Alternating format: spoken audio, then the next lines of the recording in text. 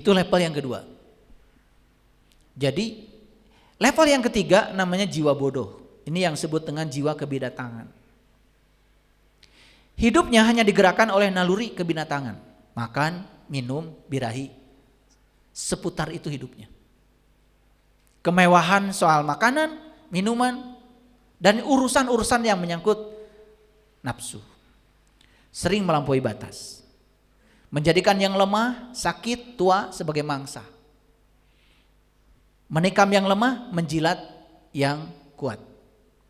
Itulah jiwa kebinatangan atau jiwa yang bodoh. Pilih kasih, picik, tidak segan mengorbankan dan menghancurkan pihak lain. Sesuai dengan hukum sebab akibat, jiwa bodoh ini akan menjadi mangsa oleh pihak yang lebih kuat lagi. Dia memangsa yang lemah, dia juga akan dimangsa oleh yang lebih kuat dari dirinya. Akan seperti itu siklusnya. Ya. Apabila dorongan nalurinya tidak terpuaskan, akan melakukan berbagai hal yang melanggar kemanusiaan. Waktu dihabiskan hanya untuk mempertahankan hidup. Ingat ya, ada orang yang hidupnya itu hanya untuk mencari makan, untuk mempertahankan hidup. Boro-boro mengisi hidup. Itu di level jiwa bodoh ini. Namanya jiwa kebinatangan. Manusia sehat itu adalah manusia yang memiliki keseimbangan antara naluri dan sifat kemanusiaannya. Dan sifat kemanusiaan saya jelaskan tadi tenang. Dan akal budinya, cinta kasihnya muncul. Makanya manusia itu dipanggil dengan jiwa-jiwa yang tenang. Semoga kita setidak-tidaknya sudah jadi manusia. Tapi dari 10 tingkatan jiwa, manusia nomor berapa tadi? Nomor 5 kan? Artinya manusia bisa turun ke level 4 yang di bawah, bisa naik ke 5 level di atasnya. Itulah kesempatan jadi manusia sebetulnya. Kalau mau. Oke. Kemudian yang keempat, jiwa murka. Ini yang disebut dengan jiwa bengkok. Nah, ini yang disebut dengan jiwa iblis. Nanti saya jelaskan ya, iblis itu apa.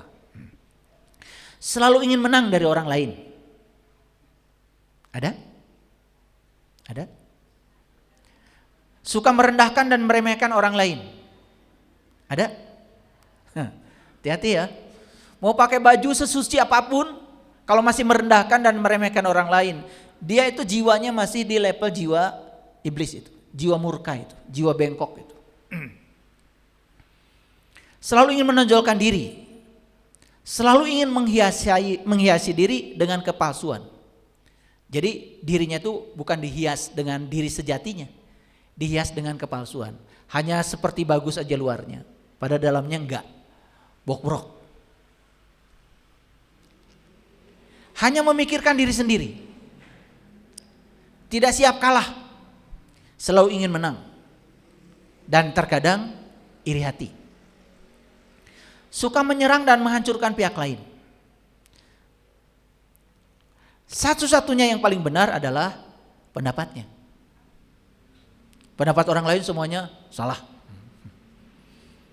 Tertutup terhadap pandangan dan pendapat orang lain. Amukannya, kalau dia ngamuk nih, orang yang level jiwa iblis ini, kalau ngamuk, itu mengakibatkan kerusakan bukan hanya bagi dirinya, tapi bagi orang lain, bagi lingkungan. Bayangkan ya, coba. Orang yang di level ini mengajak orang lain yang di bawahnya menebarkan kebencian, hoax misalkan ya, untuk menghancurkan seseorang, itu bisa itu. Makanya bahaya sekali ya kalau orang di level ini banyak pengikutnya. Bahaya. Dia bisa dengan mudah menghancurkan orang lain. Suka menghalalkan segala cara untuk mencapai keinginannya. Maaf ya, yang suka sogok menyogok, ingin jadi PNS nyogok, ingin jadi tentara nyogok, ingin jadi polisi nyogok. Ini jiwanya itu masih di level jiwa ini nih. Jiwa kelaparan, jiwa serakah itu. Seperti menjunjung tinggi kesetiaan, seperti menjunjung tinggi kebenaran, seperti menjunjung tinggi kesopanan, seperti menjunjung tinggi kebijaksanaan, tapi semua itu palsu.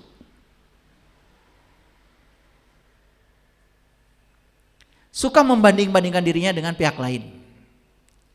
Menjadikan orang lain sebagai pemuas ambisinya, sekalipun orang lain menderita. Contoh yang sederhana, orang tua yang sering memaksakan keinginan pada anaknya.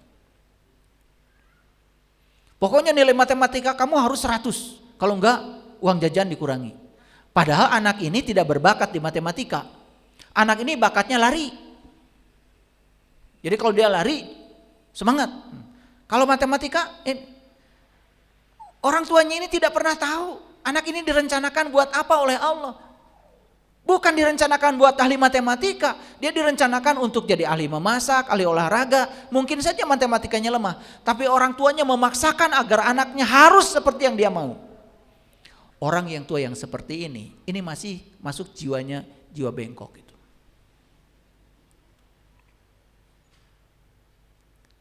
Kencana kerasaan. Harus dibuka ini, harus dibuka. Sebetulnya saya menunggu lama untuk membuka ini, tapi mungkin hari ini saatnya.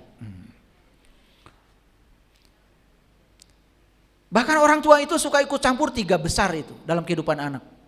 Pendidikan, pekerjaan, sampai urusan jodoh. Waduh, tuh. Awas ya, udah saya kasih tahu ini. Urusan pendidikan biar anak yang memilih. Urusan pekerjaan biar anak yang memilih, dia mau kerjanya apa. Jangan sampai dia bekerja di tempat yang dia tidak suka, tidak akan berkembang. Urusan jodoh, keun weh manehna nu milih. Tong ikut campur, kolot mah. Merestui aja kolot mah, ya.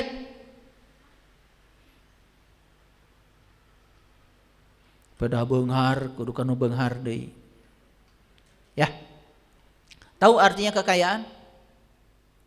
Kekayaan adalah kemampuan untuk menciptakan kekayaan. Itu kekayaan yang sebenarnya. Gak apa-apa orang dari desa lugu, gak punya apa-apa, tapi dia punya kemampuan menciptakan kekayaan. Ya. Tong milih nu beunghar, da kolotna nu beunghar. Ya. Jangan mencari orang miskin banyak uang. Tahu orang miskin banyak uang? Orang miskin banyak uang tuh eta seueur warisanana, tapi teu bisa teu gadag. Ludas kegebeak. Nah, orang miskin banyak uang yang kedua adalah tukang judi. Judol.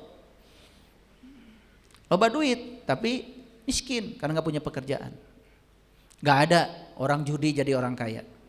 Kaya sebentar, besok juga habis.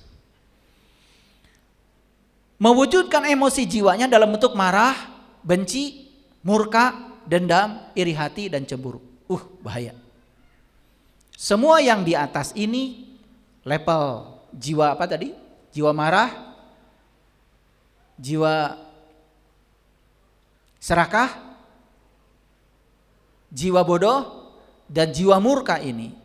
Semua yang masuk di level ini kecenderungan buruk dalam hidupnya. Sok lah, raoskeun, raoskeun. Apakah saya masih di 4 level jiwa ini atau tidak? Jadi iblis itu dalam bahasa Buddha namanya mara. Jadi mara itu suatu keinginan untuk menguasai makhluk lain sebagai budaknya sehingga kekuatan jiwanya lumpuh. Siapapun manusia yang ingin menguasai makhluk lain dan melumpuhkan jiwa makhluk lain agar tidak berdaya, itu namanya dia sedang menggunakan kekuatan jiwa iblisnya itu.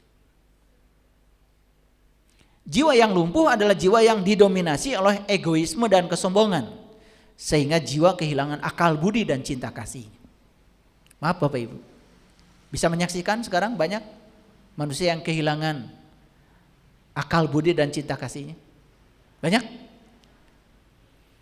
Itu jiwa-jiwa yang lumpuh itu. Dan kenapa lumpuh jiwanya? Maaf ya. Karena dia tidak berusaha untuk mengenalkan jiwanya dengan jiwa semesta. Jiwa yang dikuasai oleh iblis akan menjatuhkan manusia ke jiwa neraka, jiwa serakah, jiwa bodoh, dan jiwa bengkok. Jiwa yang seperti ini lebih berbahaya. Kenapa? Dia akan menjatuhkan jiwa-jiwa yang lain ke tempat yang lebih rendah lagi. Nah, baru jiwa kemanusiaan. Jadi jiwa ini sudah tenang. Maka dipanggil oleh Allah, ya ayyatuhan nafsul mutmainnah. Ini jiwa yang sudah kembali. Apakah banyak manusia yang tidak memiliki jiwa ini? Banyak. Apakah banyak manusia yang memiliki jiwa-jiwa yang saya sebutkan tadi, yang 4 di bawah tadi? Banyak? Banyak. Bayangkan ya, kalau mereka-mereka yang 4 level ke bawah ini berada di puncak atas, mengendalikan negara, mengendalikan kekuasaan, atau menjadi tokoh apapun itu, sangat berbahaya. Sudah tenang, tidak bergejolak lagi, walaupun bergejolak tetapi sesaat saja. Jadi kalau Bapak Ibu ada gejolak langsung bisa menarik kembali ke mutmainah, tenang. Baru disebut setengah manusia. Lumayan lah. Sudah ada sifat bijaksananya, perasaannya sudah halus, mampu menilai sesuatu dengan tepat. Mulai bisa membedakan mana benar, mana salah. Jadi furqan dalam dirinya sudah hidup. Makanya furqan itu harus hidup. Nah, bagaimana cara menghidupkan furqan supaya bisa membedakan mana benar, mana salah? Itu harus dibimbing langsung, nggak bisa diceramahkan seperti ini. Pengendalian emosinya sudah stabil, kesadaran sudah mulai muncul. Sudah menjadikan dirinya sebagai bejana suci dan sudah mulai ingin menebarkan kesucian.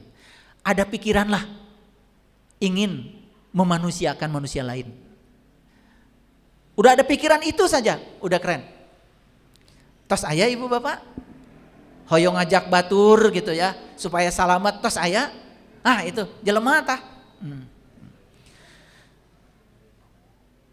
Sudah menjadi rahmat bagi lingkungannya, walaupun masih kecil, baru keluarga, baru tetangga gitu. Dirindukan sama anak istri, pulang ke rumah. Jadi kalau Bang Toyib itu jelas tidak masuk sini ya. Nutara balik ke imah. Arti manusia adalah makhluk yang berpikir. Jadi pikirannya sudah mulai hidup. Beragamanya berpikir, berspiritualnya berpikir, bekerjanya berpikir, sudah mulai berpikir. Sudah mengalami kelahiran yang kedua. Nah, itu disebut manusia sudah mengalami dwijati, yaitu kelahiran rohaniah.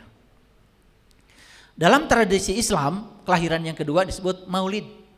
Dalam tradisi Nasrani disebut Natal. Makanya coba lihat, pohon Natal itu kan banyak lampunya. Itu artinya sudah mencapai pencerahan. Jadi Maulid itu ya, itu sebetulnya peringatan, memperingati kelahiran Nabi Muhammad karena beliau sudah mengalami kelahiran yang kedua. Harusnya kita bukan sekedar memperingati Maulid, itu memperingati kelahiran Nabi. Kita iraha atuh badai Maulidna, supaya bisa mengalami kelahiran seperti Nabi sudah mengalami kelahiran kesadaran. Nah, ini yang paling penting ya. Saya bukan anti muludan ya. Bagus itu juga, bagus. Tapi pertanyaannya, piraku atuh memperingati wae. Kapan kita mau menjadi pelaku? Jangan jadi pengamat terus. Sudah menemukan, sudah mengenal jati dirinya sebagai makhluk cahaya dan sudah mencahayakan semesta. Nah, ini ciri manusia. Sudah mengenal jati dirinya sebagai makhluk cahaya. Oh, ternyata saya ini makhluk cahaya yang sedang dikaryakan di semesta. Jadi tidak boleh saya di semesta ini menciptakan kegelapan. Sudah menemukan 2 matahari. Di Quran dikatakan Rabbul Masyriqain wa Rabbul Maghribain. Sudah menemukan 2 matahari. Matahari yang di luar mah udah beres. Tileletik ningali. Sekarang matahari satu lagi di dalam. Iraha bade ningalna. Sok atuh pilarian guruna. Supados urang tiasa ningal nu aya dina jero urang. Karena matahari yang di luar cuma untuk proses fotosintesa jasmani. Matahari yang di dalam untuk proses fotosintesa ruhani. Bisa berkembang ruhaniah kita tuh karena caang di dalam. Tah eta panaon poe di sasate teh. Sing panggih. Bubui bulan sangrai bentang, panaon poe di sasate. Leluhur kita mah sudah sampai di situ. Panaon poe teh di sate. Ya.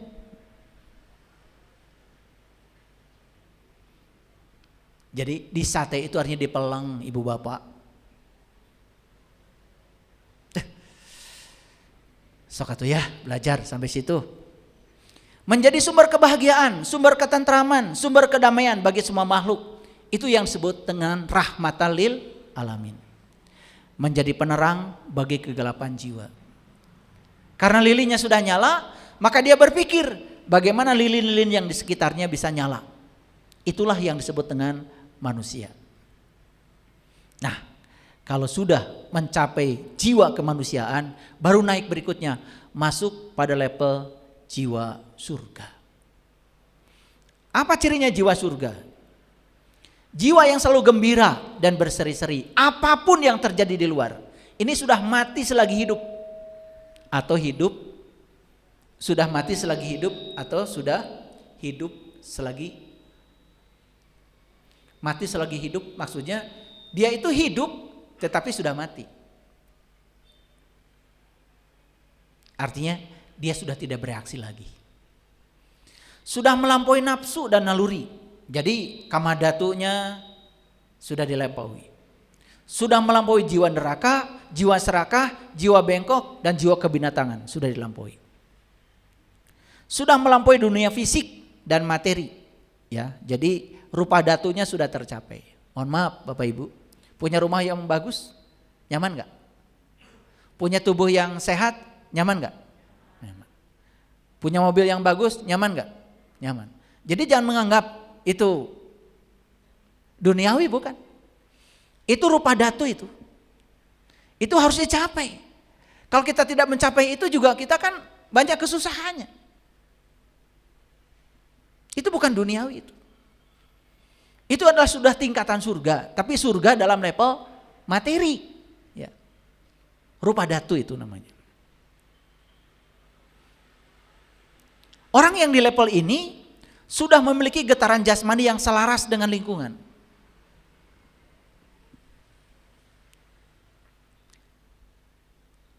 Selanjutnya dia sudah mencapai juga arupa datu, sudah mencapai kegembiraan rohani. Nah, yang sudah mencapai kegembiraan rohani, cirinya apa? Getaran rohaninya sangat kuat. Dia ingin menggetarkan rohani-rohani yang lain, supaya rohani yang lain hidup. Untuk orang yang di level jiwa surga, waktu terasa sangat cepat. Karena aktivitas dan dinamika jiwanya sudah hidup. Dia sudah memiliki istana atau lingkungan yang selalu menyenangkan. Di mana? Di dalam. Jadi istananya sudah terbentuk di dalam. Kerajaan surganya sudah terbentuk di dalam. Karena dia sadar pikiran, perasaan dan tubuh bukan dirinya. Dirinya adalah pengamat bagi semuanya. Masuklah jiwa yang memberi suka. Nah, jiwa yang memberi suka itu berarti sudah melampaui jiwa surga. Sudah menjadi kepanjangan tangan Allah untuk menyampaikan cinta kasih Allah. Jadi kalau dia memberi itu, dia tidak merasa dirinya yang memberi. Ini pemberian dari Allah lewat tangan saya. Makanya bismillah, alhamdulillah. Bismillah, alhamdulillah. Ya, atas nama Allah segala puji milik Allah. Atas nama Allah segala puji milik Allah. Orang yang semacam ini tidak perlu lagi pakai speaker diumumkan. Hatur nuhun. Ibu Siti semena tos katampi. Sasak. Menyadari segala sesuatu yang ada di dunia ini fana dan mengalami perubahan, sehingga sudah bisa ikut tarian semesta. Jadi dia tahu di alam semesta ini nggak ada yang tetap, semua itu fana. Sudah memiliki pandangan seperti hakikat jiwa semesta, selalu mawas diri, selalu memancarkan cahaya ke dirinya dan ke lingkungannya. Menyadari bahwa segala kekuatan berasal dari kekuatan jiwa semesta, selalu memberi suka kepada semua makhluk. Makanya orang yang di level ini kehadirannya sangat dirindukan, bukan oleh manusia, bahkan binatang, bahkan pohon sangat merindukannya. Jiwa pencabut duka mampu membebaskan dirinya dan orang lain dari penderitaan hidup, selalu ingin menolong. Sudah menemukan berkah hidup dan arti hidup. Potensi dirinya sudah berkembang. Dan potensi yang sudah berkembang itu melahirkan berkah yang banyak. Dan berkah yang dia dapat dibagikan pada orang lain. Itu baru dia memiliki arti hidup, bukan untuk dirinya. Memiliki kepribadian yang tangguh dan kemampuan adaptasi terhadap perubahan yang sangat baik. Memiliki kecemerlangan jiwa, berbudi pekerti luhur dan akhlak yang terpuji, serta memiliki kerendahan hati. Selalu berusaha meningkatkan aspek kemanusiaan dan aspek kerohanian lainnya.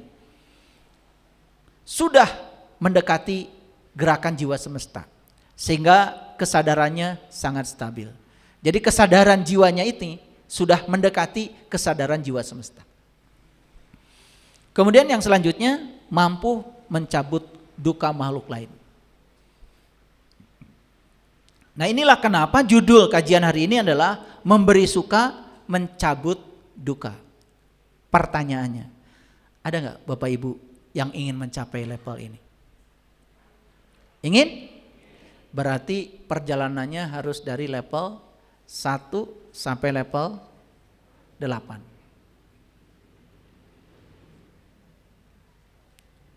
Level 1 sampai level 8. Orang yang masih serakah, masih lapar, selalu tidak puas dengan pencapaiannya, belum bisa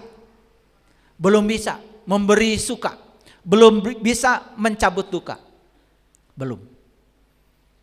Dan ternyata levelnya para nabi, para rasul dan guru-guru suci itu melampaui 8 level ini. Jadi kita harus tekun ya. Sekarang dari kajian saya hari ini, kita tahu sekarang ada di level mana jiwa kita. Yuk kita urut. Jiwa yang pertama jiwa marah, jiwa serakah, lapar, jiwa bodoh, kebinatangan, jiwa murka, jiwa bengkok, jiwa iblis, jiwa kemanusiaan. Di level yang berikutnya ada jiwa surga. Level berikutnya jiwa pemberi suka, baru jiwa pencabut duka. Ngajinya sampai sini aja dulu. Walaupun ada 2 level jiwa yang berikutnya, itu perlu kajian yang lebih dalam. Setidak-tidaknya bisa mencapai 8 level ini, sampai mencapai ini. Aduh, udah. Itu sudah husnul khotimah itu. Sudah keren, udah luar biasa. Jadi sekarang setelah mendapatkan kajian dari saya hari ini, Bapak Ibu menjadi tahu di level mana? Tahu? Oke. Ya, tadi contohnya banyak ya. Kalau di rumah tangga masih banyak pertempuran. Ingat ya, itu masih di level bawah itu. Ya. Wah, saya sudah menjalankan agama, saya sudah menjalankan ritual agama, saya sudah menjalankan semuanya. Tetapi kok saya masih ada di level itu. Malah justru di level yang membawa kepada kehancuran, keburukan. Bukan untuk dirinya, bahkan untuk lingkungan terdekatnya. Ada pertanyaan besar. Pertanyaan besar. Pertanyaannya, berarti semua yang kita lakukan selama ini tidak merubah kesadaran. Saya doakan semoga Bapak Ibu semua bisa mencapai level ini. Memberi suka, mencabut duka. Terima kasih. Assalamualaikum warahmatullahi wabarakatuh.